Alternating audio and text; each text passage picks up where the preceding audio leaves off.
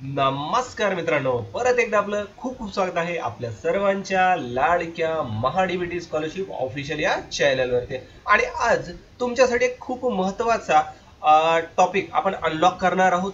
स्वधार ची जी स्कॉलरशिप आहे ज्याच्यामध्ये आपल्याला 50,000 रुपयांचं बेनिफिट मिळतं। तर या स्कॉलरशिपसाठी आपल्याला ऍप्लिकेशन कसं करायचं, त्यासाठी लागणाऱ्या बेसिक क्रायटेरिया, पात्रता काय आहेत, त्यासाठी शेवटची तारीख काय आहे, आणि या सगळ्यात महत्त्वाचं, या योजनेअंतर्गत ऍप्लिकेशन करताना कॉमन जे चुका आहेत ज्याच्यामुळे आपला फॉर्म रिजेक्ट होऊ शकतो, अशा चुका विद्यार्थी काय करतात, तर याच्यावर सविस्तर हा व्हिडिओ बनवलेला आहे। तर व्हिडिओला बिलकुल स्किप करू नका, पूर्ण व्हिडिओ पाहत राहा। पहा, सर्वप्रथम मित्रांनो, आपण महाडीबीटी स्कॉलरशिप ऑफिशियल या चॅनलवर नवीन असाल, अद्याप चॅनलला सबस्क्राईब केलं नसेल तर सगळ्यात अगोदर चॅनलला सबस्क्राईब करा। का? कारण याच्याशी निगडीत सगळ्यात मोठे हायलाइट्स अपडेट आपल्या चॅनलवर मिळणार आहेत। चला वळूयात आजच्या विषयाकडे। सर्वप्रथम पहा मित्रांनो, आपण स्वधारची जी ऑफिशियल वेबसाईट आहे hmas.mahait.org.in, तर या वेबसाईट वरती यायचंय आणि इथं आल्याच्या नंतर पहा, तुम्हाला याच्यामध्ये रजिस्ट्रेशन करायचंय। आता जे व्यक्ती ऑलरेडी रजिस्टर्ड आहेत त्यांना लॉग इन करायचे आणि ज्यांना रजिस्ट्रेशन केलंय त्यांना रजिस्ट्रेशन करायचे। चला वळूयात रजिस्ट्रेशन प्रोसेस कडे। बघा, रजिस्ट्रेशनला क्लिक केलं। आता इथं तुम्हाला बेसिकली एक युजर नेम, एक password, email ID, mobile number अशा पद्धतीच्या माहितीच भरायच्या। चला फिल करून घेऊया। याच्यामध्ये तुम्हाला तुमचा युजर नेम जो की तुम्ही डिसाईड करणार आहे तो टाईप करा आणि चेक अवेलेबिलिटी करा, म्हणजे तो असेल उपलब्ध तर इथे दिसेल। त्याचबरोबर ईमेल आयडी टाईप करून सेंड ओटीपी करून व्हेरीफाय करायचे आणि मोबाईलला पण सेम मोबाईल नंबर टाकायचा आहे, सेंड ओटीपी करायचे, जो ओटीपी येईल तो टाकायचा आहे आणि व्हेरीफाय करायचे। ही जेव्हा प्रोसेस करता त्यानंतर कॅप्चा कोड टाकायचा आहे आणि सेव्ह करायचे। याच्यामुळे तुमचं नवीन युजरचं रजिस्ट्रेशन तयार होईल। एवढी प्रोसेस मी करून घेतो। एक मिनिट बघा, मी माझं रजिस्ट्रेशन केलंय। आता आपल्याला इथे आपला आयडी आणि पासवर्ड टाकायचा, त्याचबरोबर कॅप्चा कोड टाकून लॉग इन या बटनाला आपण क्लिक करूया। आता तुम्ही लॉग इन झालात। लॉग इन झाल्याच्या नंतर तुम्हाला तुमच्या आधार सोबत ऑथेंटिकेट करायचं। व हे कसं करायचं, त्यासाठी तुम्हाला तुमचा आधार नंबर इथं भरायचा आहे। त्यानंतर आय हिअर बाय डिक्लेअर एक कन्सेंट, आधारचं कन्सेंट म्हणजे आधारचा वापर ही साईट करू शकते, त्यासाठी आधार नंबर टाकून ओटीपी घ्यायचा आहे। आणि जसं तुम्ही ओटीपी घेता तेव्हा तुमच्या आधारशी रिलेटेड सगळा डाटा या वेबसाईटला पुल होतो। म्हणजे काय होतं की तुमचं नाव, जन्मतारीख, तुमचा पत्ता, ह्या सगळ्या गोष्टी या वेबसाईट वरती दिसायला लागतात। चला आपण ही प्रोसेस करूया।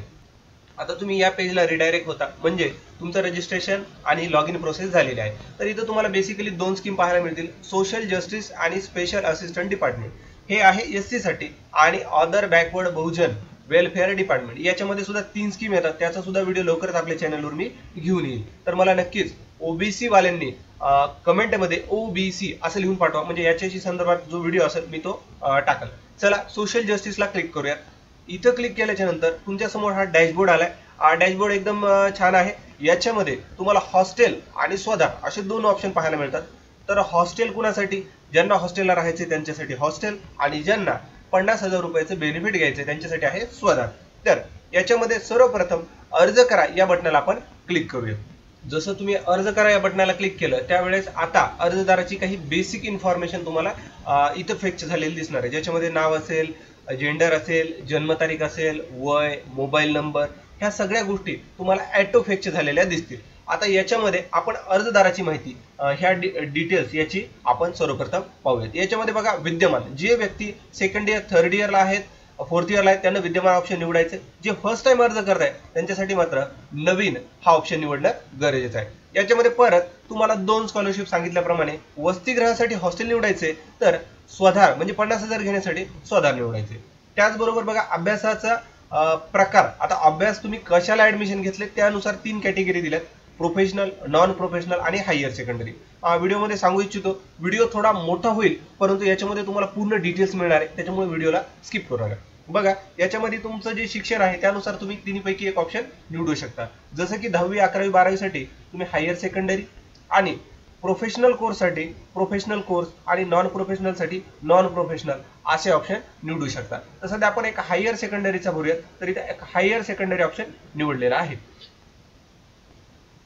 त्यानंतर आपलं मोबाईल नंबर, विवाहित स्थिती, वडील हयात आहेत का, आईचं नाव काय, त्याचबरोबर आपली जात कुठली, तर ह्या डिटेल्स आपल्याला इथं फिल करायचे आहेत. आता डिटेल्स मध्ये जर आपण आलो तर इथं तुमची कॅटेगरी कोणती, आता जसं की आपण स्वतः भरतोय म्हणजे आपली कॅटेगरी एससीच आहे आणि त्याच्यामध्ये आपली जी जात आहे महार मांग, जी कुठली आपली जात येते ती जात आपल्याला इकडे मेन्शन करायची. त्याचबरोबर त्याचा क्रमांक सुद्धा टाकायचा आहे आणि आपलं जे कास्ट सर्टिफिकेट आहे, जातीचं प्रमाणपत्र आहे, ज्या जिल्ह्यानं दिलं त्या जिल्ह्याला आपल्याला इकडून निवडायचं आहे.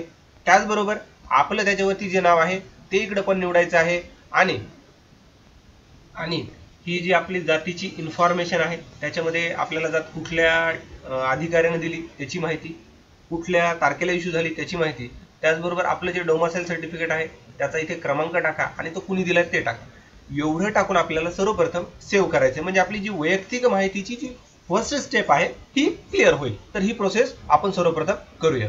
बघा, फर्स्ट डिटेल क्लिअर झाली, वैयक्तिक माहिती. आता आपण पत्त्याच्या तपशीलमध्ये तुम्ही जिथलं राहता तो पत्ता मेन्शन करा. आता इथं माझा जो राहायचा पत्ता आहे तो मी इथे निवडणार आहे, ज्याच्यामध्ये माझा जिल्हा जो कुठला असेल तो जिल्हा, त्याचबरोबर तालुका आणि गावाचं नाव सुद्धा आपल्याला इथून निवडावं लागणार आहे. तर ह्या गोष्टी आपण करूयात. त्याचबरोबर जो आपला पिनकोड असेल तो पण इथं एंटर करूयात आणि इथं आपल्या गावाचं नाव हे पण आपल्याला टाकायला विसरायचं नाहीये. हे टाकल्याच्या नंतर कायमचा पत्ता हा जर सेम असेल तर टाका आणि जर वेगळा असेल तर इथं तुम्ही तो पत्ता वेगळा भरू शकता आणि सेव्ह आणि जतन करा या बटनाला आपल्याला क्लिक करायचं. मी ती प्रोसेस करतो. त्याचबरोबर पालकाचा तपशील म्हणजे तुमच्या वडिलांचा आईचा तपशील आपल्याला इथे निवडायचा आहे. त्यासाठी आपण त्याच्यासाठीचं जे गाव तालुका आणि जो जिल्हा असेल तर त्याच्या संदर्भाची माहिती इथं आपण भरायला सुरू केलेली आहे, ती भरूयात. त्याचबरोबर त्यांचा मोबाईल नंबर विचारला, तो एक मोबाईल नंबर तुम्हाला टाकायचा आहे. त्यानंतर गावाचं नाव सुद्धा टाकायचंय आणि जतन करा आणि पुढीलला क्लिक करा. इथपर्यंत तुमचं क्लिअर आहे. आता तुम्ही काय शिकता त्यासाठी इथे एक चालू अभ्यासक्रम नावाचा ऑप्शन आहे, याच्यामध्ये आपण आलो. याच्यामध्ये जो जिल्हा असेल जिथं तुम्ही शिकताय तो जिल्हा निवडा. इथं जिल्हा निवडलाय, तालुका निवडलाय आणि तुम्ही काय शिकता ते पण निवडलेलं आहे. त्याचबरोबर प्रवाह म्हणजे तुम्ही सायन्स निवडताय, आर्ट निवडताय, तुमचं काय चालू आहे ते इथं निवडू शकता. माझं सायन्स असल्यामुळे मी सायन्स निवडतोय. त्याचबरोबर इथं तुम्हाला कॉलेजची एक लिस्ट आली जिथं तुम्ही शिकताय, जो तुमचा तालुका जिल्हा आहे त्याच्या संदर्भात ही लिस्ट आहे. तर तिथलं कॉलेज तुम्हाला निवडायचं आहे, आपण ते निवडलेलं आहे. त्याचबरोबर कुठल्या वर्षी तुम्ही शिकताय ते निवडायचं आहे.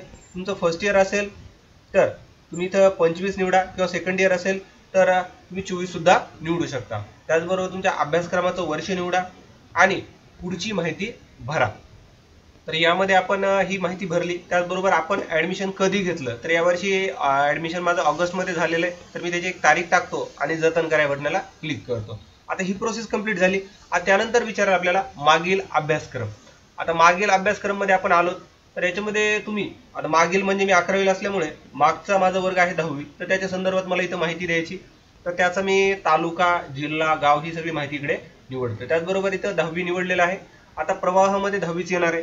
त्याचबरोबर 10वी मी कुठे शिकलो त्या संदर्भात इथं मला एक माहिती भरायची आहे. तर मी इथं एक माहिती भरलेली, माझ्या शाळेचं नाव भरलेलं आहे. आता इथं बोर्ड दिले 2-4, त्यापैकी तुमचा जो बोर्ड असेल तो निवडा. त्याचबरोबर शिक्षणाच्या प्रकारमध्ये रेग्युलर आणि डिस्टन्स, त्याच्यामध्ये रेग्युलर निवडा आणि तुम्ही कुठल्या वर्षी हे शिक्षण उत्तीर्ण केलंय त्याच्या संदर्भाची माहिती सुद्धा तुम्हाला इकडे भरायचं ऑप्शन पाहायला मिळेल, तर ते आपण इकडे निवडूया. त्यानंतर परिणाम म्हणजे आपण पास झालो. प्रयत्न म्हणजे तुम्ही किती वेळेस ही परीक्षा दिली ते टाका आणि तुमची टक्केवारी सुद्धा टाकायला विसरू नका. त्याचबरोबर आपण अपलोड मार्कशीट या बटनाला क्लिक करणार आहोत. इथे ते मार्कशीट मी अपलोड केलंय आणि जतन करा या बटनाला क्लिक करतो. आता ही माहिती झाल्याच्या नंतर पुढे आहे इतर तपशील. आता याच्यामध्ये तुम्हाला बेसिकली 3 प्रश्न विचारलेत. हा अभ्यासक्रम तुमच्या जिल्ह्यात आहे का, जर असेल तर हो निवडा, नसेल तर नाही निवडा. त्याचबरोबर अर्जदार शासकीय वसतिगृहात राहत होता का, तुम्ही राहत असाल तर येस निवडा, अदरवाईज नो निवडा. आणि तुम्ही व्यावसायिक अभ्यासक्रमासाठी कुठलाही भत्ता घेतला आहे का, जर घेतला असेल तर येस निवडा, अदरवाईज नो निवडा. याला आपण जतन करा आणि पुढीलला क्लिक करूया. अशा पद्धतीने आपण सगळ्या गोष्टी इथं फिल केलेल्या आहेत, भरलेल्या आहेत, ज्याच्यामध्ये वैयक्तिक पत्ता, पालकाचा पत्ता, चालू अभ्यासक्रम, मागील अभ्यासक्रम आणि इतर. तर अशा सगळ्या गोष्टी भरलेल्या आहेत. त्याचबरोबर आता डॉक्युमेंट अपलोड करायचे. आता ही एक महत्त्वाची क्रुशियल स्टेप आहे. पहा, याच्यामध्ये बरेच विद्यार्थी चुकतात. तुम्हाला मी सांगितलं होतं 3 चुका करतात, त्यापैकी ही एक स्टेप आहे. याच्यामध्ये तुम्हाला हवे तेच कागद अपलोड करायचे. जसं की आता जातीचा दाखला, याच्यामध्ये तुमच्या जातीचा दाखला क्लिअर आणि ओरिजिनल कॉपी अपलोड करा. बरेच विद्यार्थी झेरॉक्स अपलोड करतात, त्याच्यामुळे फर्दर मध्ये त्यांचा फॉर्म रिजेक्ट होऊ शकतो. त्यानंतर आहे डोमासाईल. इथं डोमासाईल सिलेक्ट करा आणि अपलोड बटनाला क्लिक करा. असं तुम्हाला हे दोन्ही डॉक्युमेंट अपलोड करायचे. त्यानंतर आहे उत्पन्नाचा दाखला. आता इथं तुम्हाला उत्पन्नाचा दाखला पण त्या पद्धतीने अपलोड करायचा आहे. इथं आहे गुणपत्रिका व शाळा सोडल्याचा दाखला. इथं एक कॉमन चूक विद्यार्थी करतात. याच्यामध्ये तुम्हाला विचारले की तुमचं मागच्या वर्षीचं मार्कशीट आणि टीसी म्हणजे तुम्हाला एकत्रित पीडीएफ करा आणि इथं ती अपलोड करा. दोन्ही कागद येऊ द्या. जेव्हा इथं चूज कराल आणि अपलोड कराल तेव्हा इथं अपलोड होईल. त्याचबरोबर बोनाफाईड. आता बोनाफाईड जे द्यायचे तर तुमचं जे शिक्षण चालू आहे त्याचं बोनाफाईड घ्या.